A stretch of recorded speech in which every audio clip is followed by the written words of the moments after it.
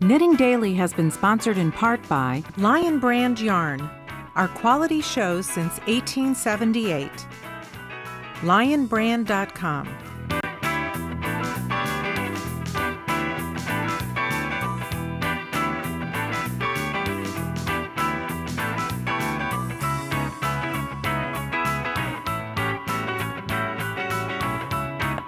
So we're back with the second part of our Fallen Leaf Scarf Knit Along with Zontee Ho. Hi, Zontee. Hey. So we've cast it on in the last segment, and we're going to get ready to knit. But first, let's talk about the pattern for a little bit. This is the slip stitch section, right? Yes, that's right. So we start with our two-tone slip stitch pattern. And that's right here on the pattern. Yep, and you know, with patterns, what you have is the actual directions of where you're starting in the pattern section, but the directions for individual stitches are sometimes in the stitch explanation. Right. So in this case, we've got an 18-row repeat for this pattern. All the way through here, you can see.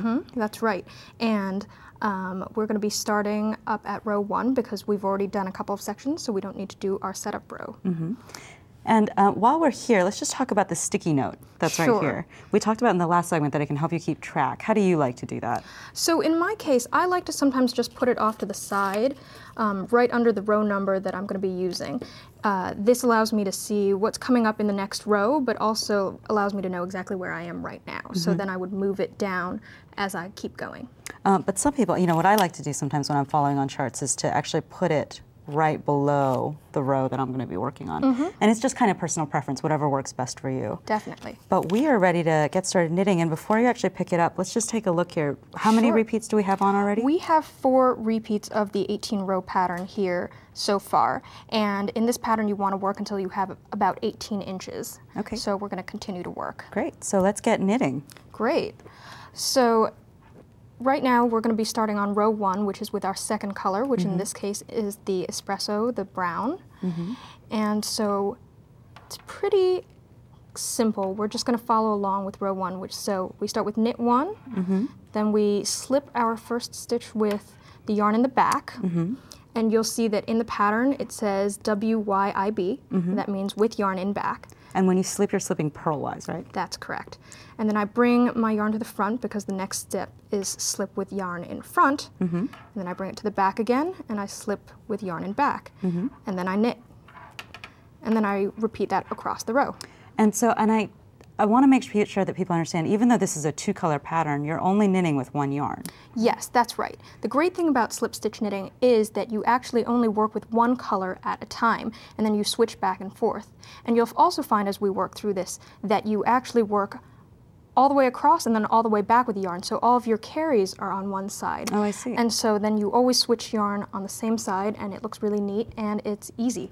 So let's slow that down and just show for people again the motion of actually slipping those stitches. So you're back to slip 1 with yarn in back, right? Exactly. So we slip purlwise with the yarn in the back the way you would have it when you're normally knitting. And that literally just means put your needle into your work purlwise and just take it off the needle without... Exactly, without actually working it.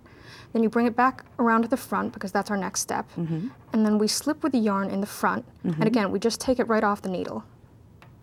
And once that's done, we bring it to the back again, and we're going to slip with the yarn in the back. Right. And you can actually see that float of yarn in the front there. It's a great little decorative effect. Exactly, and it's really nice if you want to add a lot of texture to your knitting. Slip stitch is also great in 1 color as well as 2 or more. Well, great. And we're going to just keep working this through the 18th row, or where can you stop anywhere in the pattern? As we said before, you want to work until you've got 18 inches of this pattern. And so what you want to do is end on 2 consecutive rows of the plain color, which in this case is the pea green. And so those are rows 4, 8, 14, 16, or 18 in this particular pattern. Well, great. Thanks so much. And next time we're working on the texture stitches. All right? And that's our show. Next time we feature color work, so get ready to play with color. And remember, make time for yarn every day. Knitting Daily has been sponsored in part by Lion Brand Yarn, our quality shows since 1878. LionBrand.com.